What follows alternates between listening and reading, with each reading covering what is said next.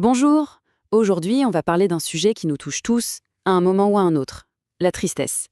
Vous savez, ces moments où la vie semble plus lourde, où on a l'impression de ramer, d'être un peu bloqué.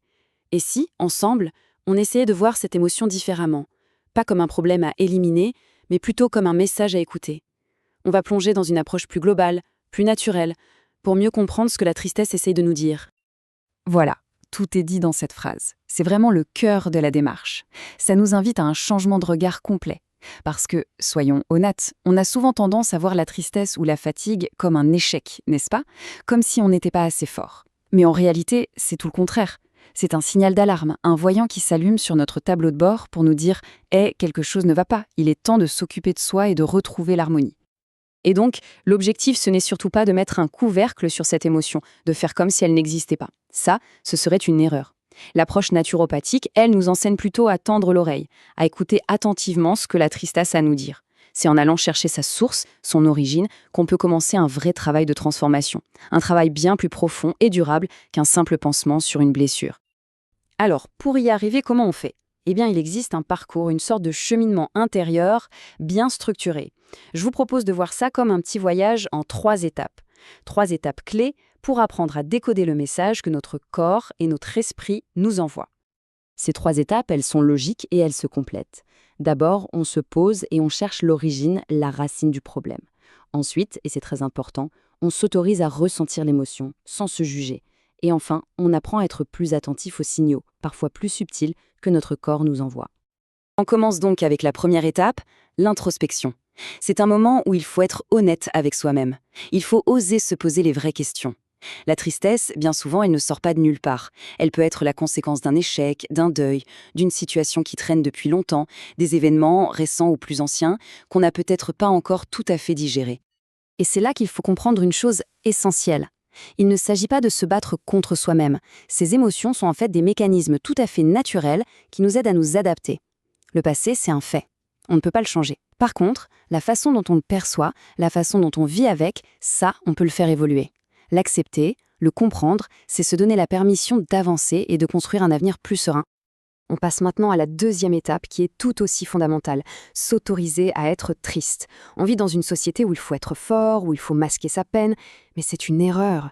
Pleurer, c'est une soupape de sécurité. C'est un acte profondément humain et libérateur. C'est le signe que notre cœur est ouvert, que notre sensibilité est bien vivante. Alors ne nous en privons pas. Et ça nous amène tout naturellement à la troisième étape, reconnaître les signes physiques cette fois. Parfois, cet état de montagne russe émotionnelle, ce passage brutal de la joie à la tristesse, peut être directement lié à des déséquilibres bien concrets dans notre corps. Par exemple, une carence en fer, ça affecte le transport de l'oxygène au cerveau. Un manque de vitamine du groupe B, ça perturbe la fabrication de nos fameux neurotransmetteurs du bien-être. C'est la preuve que le corps et l'esprit sont vraiment inséparables. Donc logiquement, si des carences peuvent être en jeu, notre assiette devient un levier d'action extraordinaire. On peut très concrètement soutenir notre équilibre nerveux. Comment? En choisissant des aliments qui sont riches en fer, en vitamine B, en bons oligo-éléments, comme les poissons gras, les œufs, les noix, les légumineuses. C'est une manière directe et quotidienne de nourrir son moral. Bon, maintenant qu'on a commencé à explorer les racines émotionnelles et à soutenir notre corps par l'alimentation, allons voir ce que la nature peut nous offrir de plus. Parce qu'il existe de véritables trésors, des plantes et des remèdes qui sont là pour nous aider à apaiser notre système nerveux et à retrouver un peu d'élan. Et on va commencer par une plante qui est une véritable star dans ce domaine, le millepertuis. C'est souvent la première plante à laquelle on pense quand on parle de baisse de morale, de tristesse qui s'installe un peu trop longtemps. Son efficacité n'est plus à prouver. D'ailleurs, en Allemagne, c'est la plante numéro 1 prescrite dans ces cas-là. Comment elle agit? Eh bien, elle aide à réguler les messagers chimiques de notre cerveau qui sont liés à l'humeur, comme la sérotonine. C'est une aide précieuse pour retrouver petit à petit le goût de vivre, une sorte de lumière intérieure. Alors là, attention, un point de vigilance absolument crucial. Le millepertuis est une plante très puissante et qui dit puissante dit qu'elle peut avoir des interactions, notamment avec certains médicaments et en particulier les antidépresseurs de synthèse. Donc, il est impératif, je le répète, de ne jamais commencer une cure de millepertuis sans en avoir parlé à son médecin ou à un praticien de santé qualifié. La sécurité avant tout, toujours. Heureusement, le millepertuis n'est pas tout seul. La nature, c'est une véritable pharmacie à ciel ouvert. Pour aider à combattre la déprime, on peut aussi penser à des choses plus simples comme le chou qui a une action purifiante ou l'abricot pour la douceur et l'énergie. Le ginseng, lui, c'est un grand tonique adaptogène. Et puis, si on cherche plutôt à retrouver le calme, la sérénité, alors le houblon ou même l'argile sont des ressources formidables pour apaiser un système nerveux à vif.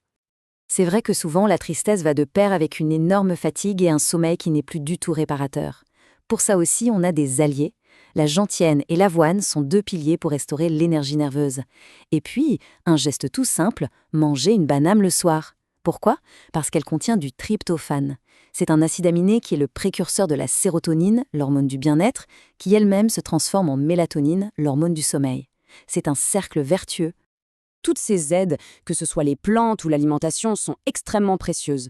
Mais leur efficacité est vraiment décuplée si elles s'inscrivent dans une hygiène de vie globale qui les soutient. Alors maintenant, parlons des fondations, des piliers sur lesquels on va pouvoir construire un équilibre émotionnel qui dure. Regardez, ce sont des gestes qui peuvent paraître simples, mais leur pouvoir est immense. S'accorder des moments de silence, juste pour être avec soi. Marcher un peu dans la nature, même 10 minutes par jour, ça change tout.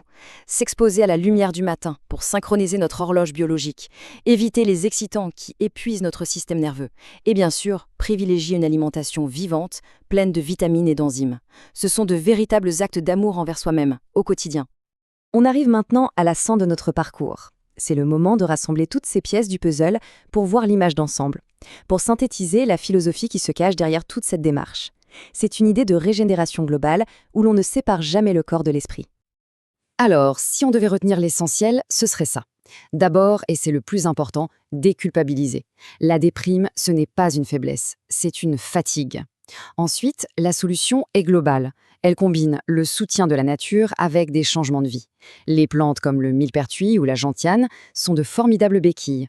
Mais les vrais remèdes, les vraies médecines de l'âme, ce sont le repos, la lumière, le mouvement et le droit d'exprimer ce que l'on ressent. On va terminer sur cette question qui en fait résume tout.